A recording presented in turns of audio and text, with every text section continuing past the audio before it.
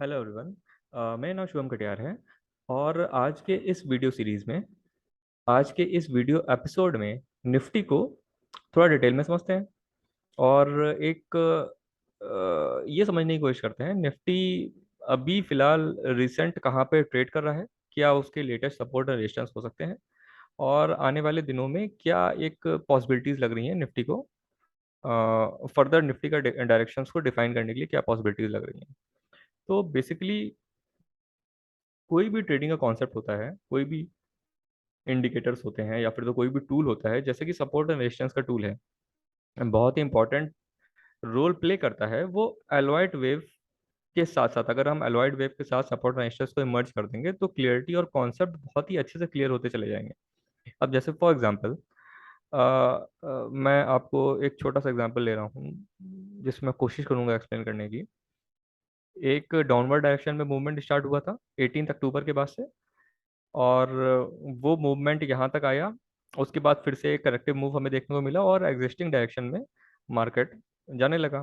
Corrective move जो हमारा and हुआ था वो 18,376 के लेवल पे आया था, जो कि मैं लेवल यहाँ पे मार्क कर दे रहा हूँ। ठीक है। अब इसके पहले आप देखिए, इस लेवल के पहले अगर आप देखेंगे तो आपको रीसेंट सपोर्ट और रेजिस्टेंस कहाँ पे मिल रहा है। मतलब सपोर्ट तो नहीं है, रेजिस्टेंस है। तो रीसेंट रेजिस्टेंस कहाँ पे मिल रहा है, मैं इस कर्सर को लेके जा रहा हूँ, इस लाइन को भी लेके जा रहा हूँ। रीसेंट जो हमारा रेजिस्टेंस है वो ये है।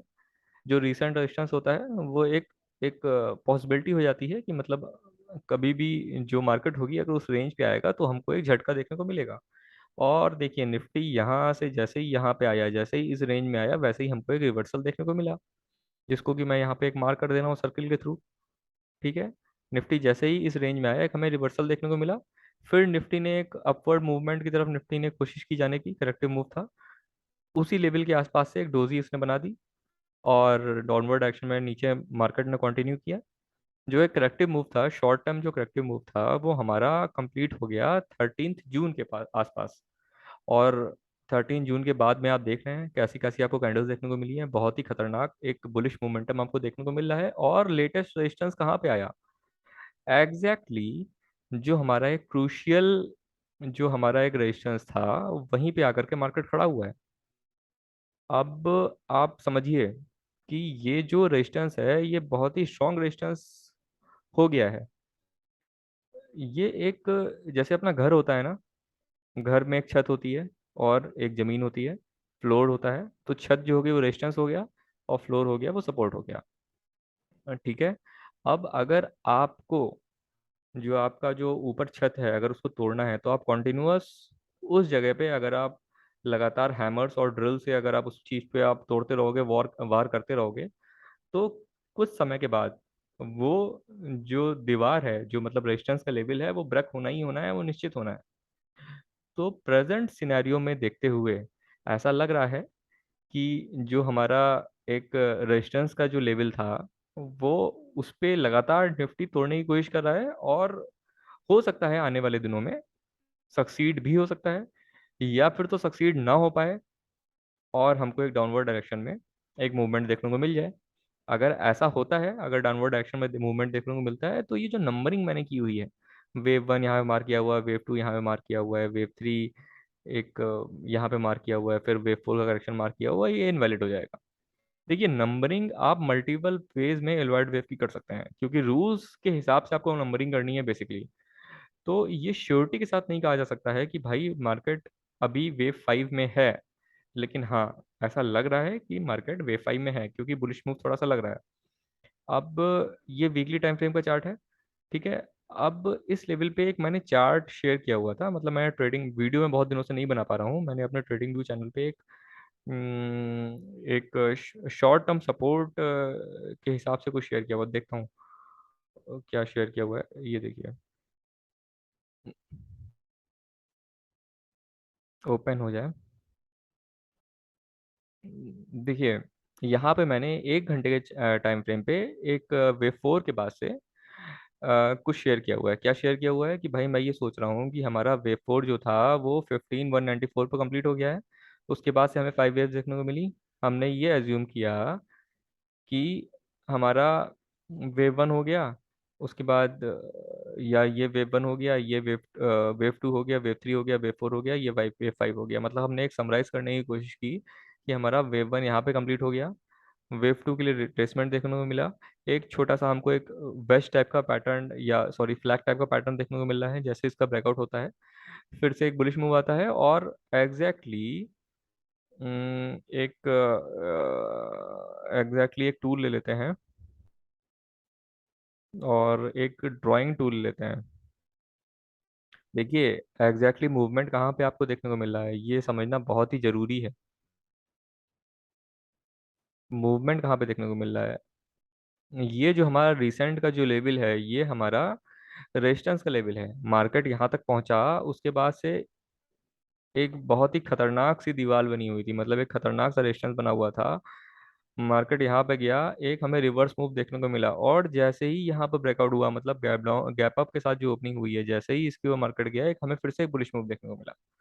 ठीक है, और अगर आप फिबोनाची टूल का यूज करेंगे तो अप्रोक्सीमेटली आपका जितना ये डेप्थ है, मतलब ये अगर आप एक डेप्थ लेके चल रहे हैं ना, जितनी भी आपकी डेप्थ है उतना ही आपको एक हाई देखने को मिलेगा, पॉसिबिलिटी है।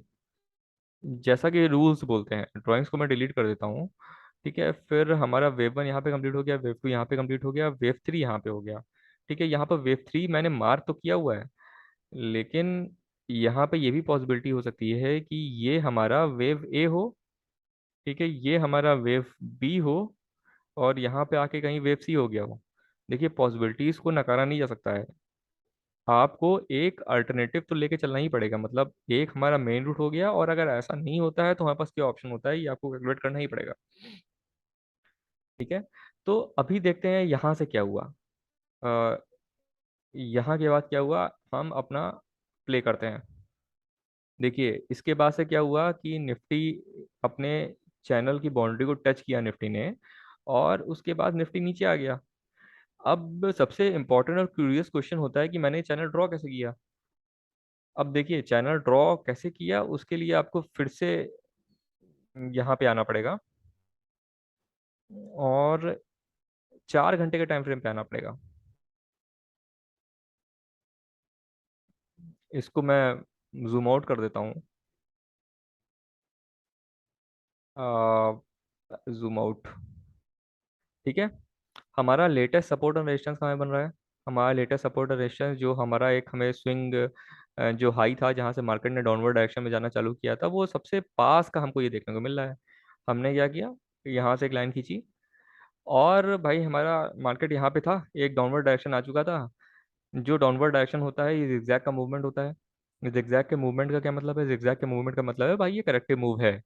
तो अगर करेक्टिव मूव है, अगर ये वेव थ्री है, तो वेव थ्री हमने अज्यूम कर लिया, कैलकुलेट कर लिया, ये हमारा वेव थ्री था, एक करेक्टिव मूवमेंट देखने को मिला, जिसको कि हमने मार्किंग कर ली ए बी सी की मार्किंग। ठीक है, तो अगर यहाँ पे वेव फोर कंप्लीट हो गया, अगर मान लीजिए कि वेव फोर हमारा अगर यहाँ पे कंप्लीट हो गया है, तो हमको यहाँ पे कुछ 5 वेव्स देखनी चाहिए थी, मिलनी चाहिए थी। तो अभी हम क्या पैटर्न एनालाइज कर रहे हैं कि भाई हमारा यहाँ पे तो 3 वेव्स के फॉर्म में मार्केट आया, उसके बाद क्या हुआ, मार्केट फिर से हमको 3 वेव्स के फॉर्म में ही ट्रेवल कर रहा है।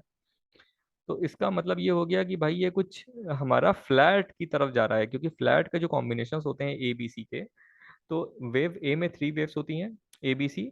वेव बी में भी 3 वेव्स होती हैं, मतलब ये हमारा वेव ए हो गया, इसको हम वेव ए बोल देते हैं।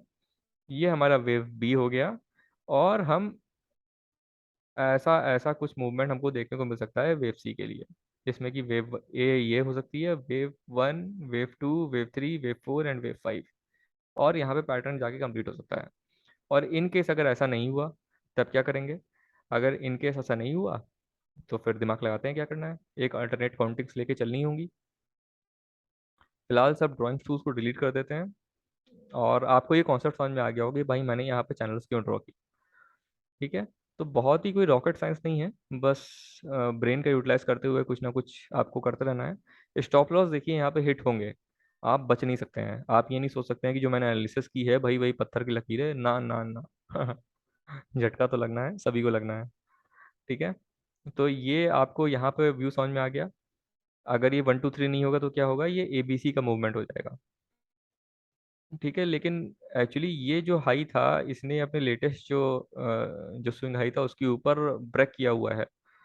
तो अगर ये ट्रंकेटेड वेव तो नहीं है, देखिए ट्रंकेशन का अगर आप मतलब समझेंगे तो ये ट्रंकेशन का मतलब ये होता है वेव वन यहाँ पे कंप्लीट हो गया, वेव टू यहाँ पे कंप्लीट हो गया, वेव थ्री यहाँ पे कंप्लीट हो गया, और वेव फोर यहाँ पे कंप्लीट हो गया, वेव फोर यहाँ पे कंप्लीट हो गया, तो यहाँ पे एक छोटे छोटे 5 वेव्स बनने चाहिए, तो हमको यहाँ 5 वेव्स मैं काउंट नहीं कर पा रहा हूँ। तो इसलिए ये ट्रंकेटेड वेव नहीं है। अगर यहाँ पे 5 वेव्स, अगर मैं 5 वेव्स काउंट कर लेता तो यहाँ पे मैं वेव फाइव मेंशन कर देता और मार्केट यहीं से एक डाउनवर्ड डायरेक्शन में देखने को मिल जाती, लेकिन ऐसा नहीं लग रहा है। तो हम ये एज्यूम करके चल रहे हैं कि भाई हमारा वेव फोर कहीं यहाँ बनना चाहिए और वेव फाइव कहीं ऊपर जाके बनना चाहिए। अब 1 घंटे के टाइम फ्रेम में फिर से आ जाते हैं। अ, या फिर तो 15 मिनट के टाइम फ्रेम पे आते हैं। देखिए अब 15 मिनट के टाइम फ्रेम पे हम आ गए हैं। तो यहाँ पर क्या पॉसिबिलिटी बन रही है? यहाँ पे पॉसिबिलिटी ये बन रही है, कुछ ऐसा लग रहा है कि भाई यहाँ पे वेव स्टार्ट हुई, ये वेव वन हो गया, ये वेव टू हो गया, ये वेव थ्री हो गया, क्वेश्चन मार्क, मतलब ये वेव थ्री हो गया या नहीं हो गया इसके बारे में नहीं कहा जा सकता। ठीक है, हमको कहीं वेव फोर यहाँ मिलना चाहिए और वेव फाइव के लिए हमको नीचे आना चाहिए। ठीक है, तो वेव थ्री यहाँ पर क्वेश्चन मार्क क्यों मैं लगाने के लिए बोल रहा हूँ, क्योंकि वेव थ्री की पॉसिबिलिटीज बहुत ही इनॉर्मस होती हैं, बहुत ही ह्यूज मूवमेंट होता है वेव थ्री का। आप वेव थ्री के क्लोजिंग को डिफाइन नहीं कर सकते हैं, कभी नहीं कर सकते हैं। बहुत सारे मल्टीपल चार्ट पैटर्न्स हैं, अगर 2020 के लो के बाद से अगर आप अभी अप ट्रेंड को देखने की कोशिश करेंगे तो बहुत जगह आपको दिखेगा कि भाई लगातार अप मूव आ रहा है और वेव फोर का तो नामो निशानी नहीं है। एक अपवर्ड मूवमेंट ही देखने को मिल रहा है। तो फिलहाल यहाँ पर क्या है, चलिए और सब की बात छोड़ते हैं। निफ्टी ने यहाँ पे वेव वन हमारा कंप्लीट हो गया। ठीक है, हमने फिबोनाची का हमने एक टूल लिया और प्रोजेक्शन टूल लिया। वेव प्रोजेक्शन कैसे निकालते हैं, मतलब जहाँ से भी कोई वेव स्टार्ट होती है, ठीक है, ओरिजिन ऑफ वेव वन, तो ये जो हमारा 0% है, ये ओरिजिन ऑफ, मतलब जहाँ से हमने ये पॉइंट जो ब्लू कलर का है, ये ओरिजिन ऑफ वेव वन हो गया, to the end of wave one हो गया, retraced towards the end of wave two. ठीक है, तो यहाँ तक हम अपना टूल ले गए और हमने इसको प्रोजेक्ट कर दिया। तो 161% हमारा ये आ रहा है। तो आइडियल कंडीशंस में वेव थ्री का जो प्रोजेक्शन होता है वो 161 100% के ऊपर होना चाहिए। अगर 100% के यहाँ पर भी अगर वेव थ्री क्लोज हो जाती, तो मतलब अगर यहाँ पे मूवमेंट क्लोज हो जाता तो हम ये अज्यूम करके चलते कि भाई 100% के ऊपर क्लोजिंग दी हुई है, तो ये वेव थ्री की क्लोजिंग है। इन केस यहाँ पे क्लोजिंग नहीं हुई, मार्केट ने थोड़ा सा रिट्रेसमेंट लिया ऊपर की तरफ, और अपने इसी 100% के पास से हमें एक रिजेक्शन देखने को मिला और मार्केट फिर से नीचे आ गया। तो भाई हम 161% के भी नीचे हैं, तो ये भाई एकदम क्लियर वेव थ्री का ही है। अगर हम ये मान लेते हैं कि यहाँ पर वेव थ्री खत्म हो गया, तो हो भी सकता है या नहीं भी हो सकता है। ठीक है, तो अब क्या करेंगे? तब इसको देखने का एक बहुत ही सिंपल सा तरीका ये है कि आपको एक अपने लिमिटेशंस पता होनी चाहिए कि भाई अगर ये 5 वेव्स का मूवमेंट है, इन केस अगर ये 5 वेव्स का मूवमेंट है, तो मूवमेंट जो है इस टेरिटरी में क्लोज नहीं होना चाहिए। मतलब ये फोर्थ वेव जो जा रही है भाई, वो 17,860 के लेवल पे क्लोज नहीं होनी चाहिए। अगर वो इस टेरिटरी में क्लोजिंग हो जाती है तो ये फिर मूवमेंट जो हम काउंटिंग कर रहे हैं वो कुछ और काउंटिंग कर रहे हैं, जो हमने काउंटिंग की हुई है वो एकदम गलत काउंटिंग की हुई है, सिंपल सा मतलब है।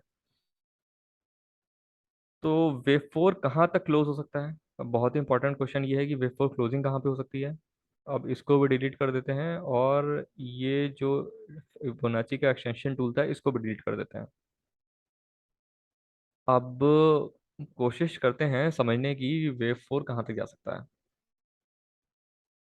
नॉर्मल अपना हम फिबोनाची का टूल लेते हैं।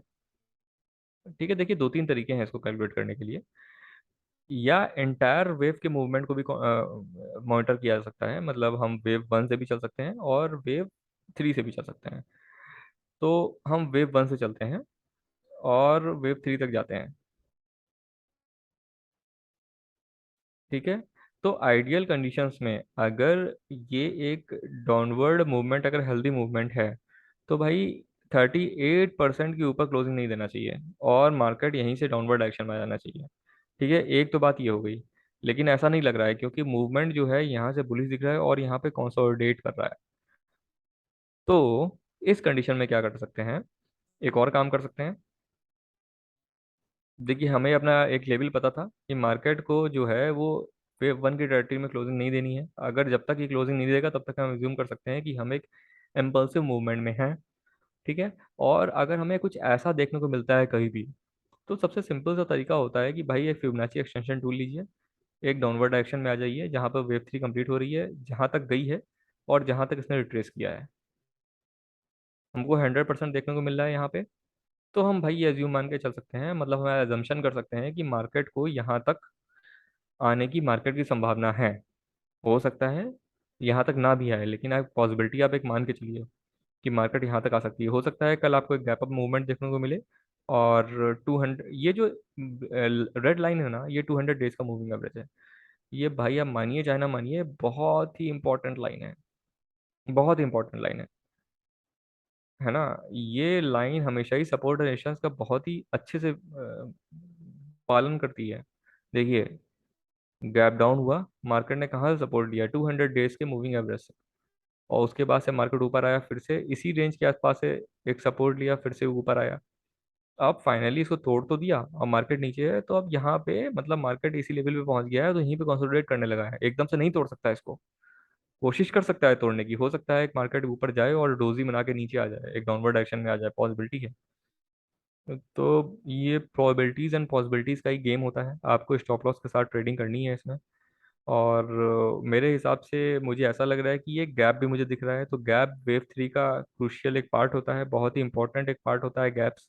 तो जहाँ भी गैप्स देखने को मिलते हैं तो ऐसा लगता है पॉसिबिलिटीज हो सकती है कि ये वेव थ्री हो या तो वेव सी हो।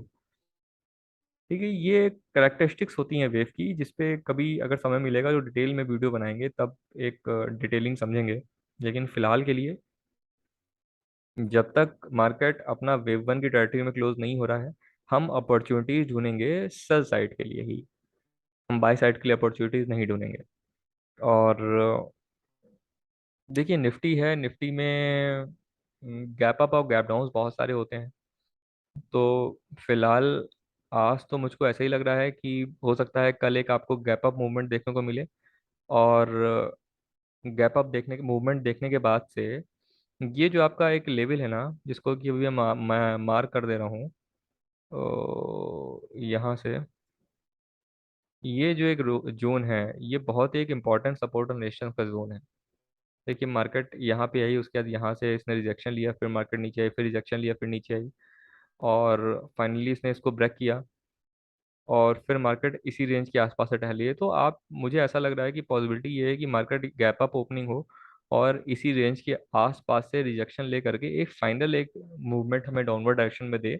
हो सकता है चैनल को टच ना करे, या फिर तो टच करके नीचे भी आ जाए। ये प्रोबेबिलिटीज एंड पॉसिबिलिटीज का ही गेम है, कुछ कहा नहीं जा सकता है। लेकिन हम अभी सेल साइड ही अपॉर्चुनिटी ढूंढेंगे निफ्टी को ट्रेड करने के लिए, बाय साइड की तरफ नहीं जाएंगे। और हम्म, ये सपोर्ट रेजिस्टेंस को आपको पता ही चल गया। अब देखिए, ये जो पैटर्न्स होते हैं ना, अगर आप ग्राफिकल पैटर्न्स के थ्रू अगर समझने की कोशिश करेंगे, जो हमारे एग्जिस्टिंग पैटर्न्स हैं, जिसको बहुत ही बड़े बड़े लोगों ने लिखा हुआ है उसके बारे में, तो चलिए इस पैटर्न को, जो यहाँ पे पैटर्न दिख रहा है, इसको समझने की कोशिश करते हैं क्या पैटर्न है। ये हमको क्या मिल गया? एक हमारा ये हेड मिल गया, एक शोल्डर हमको ये मिल गया, एक शोल्डर हमको ये मिल गया। तो ये हेड एंड शोल्डर का पैटर्न है। और यहाँ पे ब्रेकआउट दिया, ये इसी रेंज में कंसोलिडेट किया, और एक ऊपर की तरफ मार्केट किया। और एग्जैक्टली क्योंकि यहाँ पे बहुत ही क्रूशियल एक सपोर्ट एंड रेजिस्टेंस का जोन था, इसलिए मार्केट को नहीं तोड़ पाया। अगर यहाँ पे कोई जोन नहीं होता ना, तो आप विश्वास मानिए कि इसको तोड़ करके मार्केट ने ऊपर क्लोजिंग दी होती। ओके। तो ये ड्राइंग कहाँ से डिलीट होगी? Clear all drawings. ठीक है। तो फिलहाल निफ्टी के लिए तो यही लग रहा है। अच्छा, एक और पैटर्न बन रहा है। अगर आप 4 घंटे के टाइम फ्रेम पे ही आ जाएंगे, और आप एग्जिस्टिंग, अगर आप अपना पैटर्न भूल जाएंगे कि एग्जिस्टिंग क्या चल रहा है। देखिए, सपोर्ट एंड रेजिस्टेंस तो है, मतलब इसके ऊपर ये है, लेकिन अगर आप करंट सपोर्ट एंड रेजिस्टेंस को देखें, और यहाँ पे जो भी ड्राइंग है इसको डिलीट कर दें आप सब, यहाँ से भी आपने डिलीट कर दिया, तो ये बहुत ही एक इम्पॉर्टेंट पैटर्न बन रहा है यहाँ पे। इस पैटर्न को बोलते हैं कप एंड हैंडल पैटर्न। और क्या कप है क्या हैंडल है, ये आप समझ गए होंगे आप देखने से। ये हमारा कप हो गया और ये हमारा हैंडल हो। अगर ब्रेकआउट आया, अगर यहाँ पे ब्रेकआउट आया, ये अगर कैंडल ऐसे ब्रेकआउट की कैंडल हमको देखने को मिली, तो आप सोचिए मूवमेंट कितना ही ह्यूज होने वाला है। एजम्पशन कभी भी करना सही नहीं होता है कि भाई बाहर मंदी चल रही है, ऐसा लग रहा है कि S&P 500 डाउनवर्ड डायरेक्शन में जा रहा है, निफ्टी भी जाना चाहिए, ना ना ऐसा नहीं होता। सबकी अपनी अलग साइकिल्स होती हैं। तो निफ्टी ये अपनी अलग साइकिल में चल रहा है और S&P जो है वो अपनी अलग साइकिल में चल रहा है। तो अब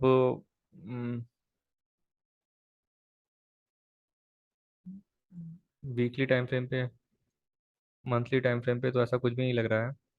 देखिए मंथली टाइम फ्रेम पे इसने कहाँ पे, इसी 200 डेज के मूविंग एवरेज के पास से ही अपना सपोर्ट लिया था और एक अपवर्ड एक्शन में आ गया है। देखिए ये मत समझिए कि निफ्टी बहुत ही ज़्यादा बुलिश है, ऐसा नहीं है। निफ्टी की साइकिल जैसे ही कंप्लीट होगा वैसे ही आपको एक डाउनवर्ड डायरेक्शन मूवमेंट देखने को मिलेगा। और ये डाउनवर्ड डायरेक्शन का मूवमेंट इतना ही ह्यूज होने वाला है कि आप एज्यूम नहीं कर सकते हैं। मतलब आप 12,000 का लेवल तो आप एग्जैक्टली आप पकड़ के चलिए कि 12,000 तो आपको मिलना ही मिलना है।